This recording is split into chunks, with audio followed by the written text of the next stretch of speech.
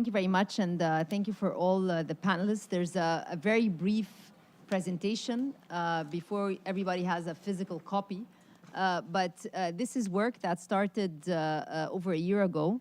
It's in collaboration with UNDP and the Joint SDG Fund, so the UN is strongly present with us.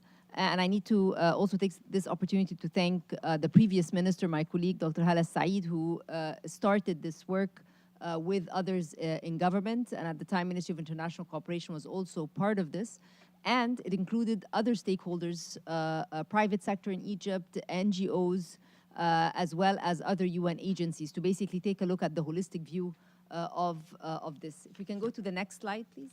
Yeah. So this is, again, Egypt is committed to achieving Vision 2030.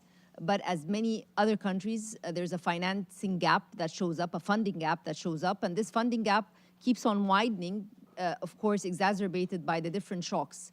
And, you know, I was just in a session before this. These shocks are becoming more frequent, and they're coming more diversified, and they just, of course, the first thing they affect is the fiscal space, and when they affect the fiscal space, we are all struggling to prioritize what to spend on. So between children, between climate, between food, hunger, there's just so much that needs to be done. Again, if we're taking the energy transition or food security, water security, and climate finance, these are additional elements which also affect not just Egypt, but again, the whole emerging markets landscape. The next slide, please. Yeah. This is the we are the first of 18 Arab countries to launch this Egypt's integrated national financing strategy. We introduced this to mobilize sustainable finance, to close the financing gap.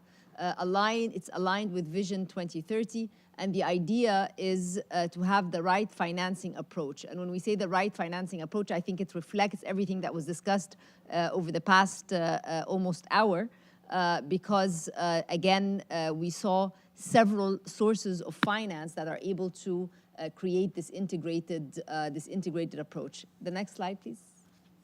Yes, so here we have, again, putting in place a right financing approach. If we think about this, it's aligning funding or moving from funding to financing, so F to F principles, optimizing the alignment of public and private funds within strategic priorities, leveraging private sector investments and optimizing public expenditures to direct resources towards high impact initiatives. And as I mentioned in my earlier remarks, when I'm looking at development gaps, these development gaps are opportunities for investment, but they need to be identified, quantified, empirically feasible for the private sector to take a look at.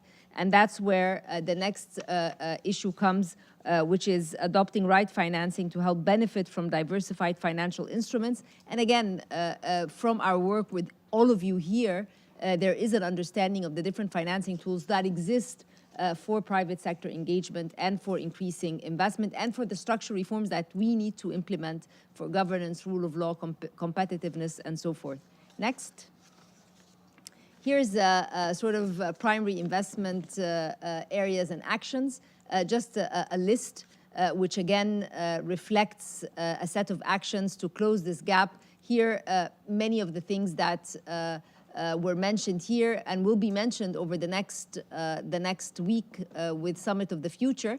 And what we will be working on at a government level is to work with the different stakeholders to put an action plan and actually operationalize this. So I promise that when we come to UNGA next year and we have a side event, we'll be able to really identify how we implemented, how we've gone from this to implementation. And NOEFI, for those who don't know what it means fulfilling promises. So we will be NOEFIing this action plan. So it's implementing revenues and debt sustainability reforms, undertaking bottom-up SDG costing, scaling up PPPs, greening the banking system, strengthening the digital economy, and also introducing these financial instruments to support priority sectors, improving FDI, and the list goes on. So again, and a very important element related to legislation is how we monitor this process. And again, this is an important element of the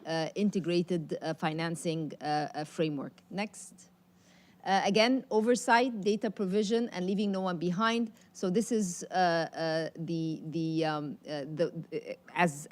a ministry that looks into economic development. So we're cross-cutting with all other ministries. So that's where we come in, because we're putting the public investment budget for next year, complementing it with concessional finance or the instruments that would actually blend or bring in investments as well. Data provision, extremely important. We've done voluntary national reviews, more to come.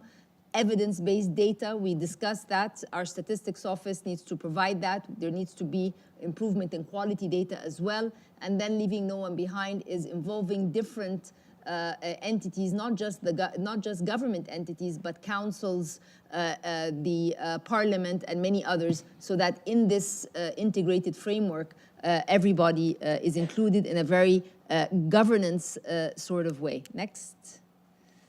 Oh, this is longer than I expected, but the way forward. So we're launching this today. In Egypt, there will be a bigger launch so that every stakeholder can speak exactly to the element that they have contributed to in the document. And when you contribute, you're also held responsible.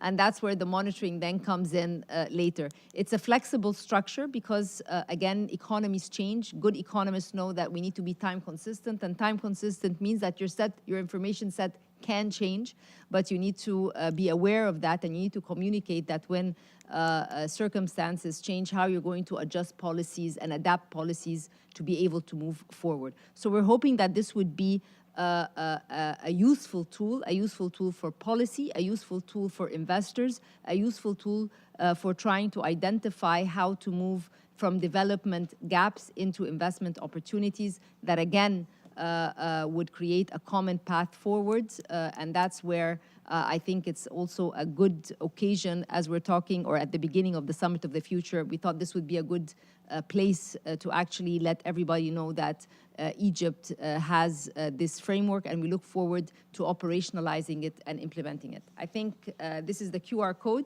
And I look forward to, everybody maybe taking a look at this, and we will be together to work. And as I mentioned, next year we are here, hopefully, to show you what we have been able to implement from this INFF. Thank you very much.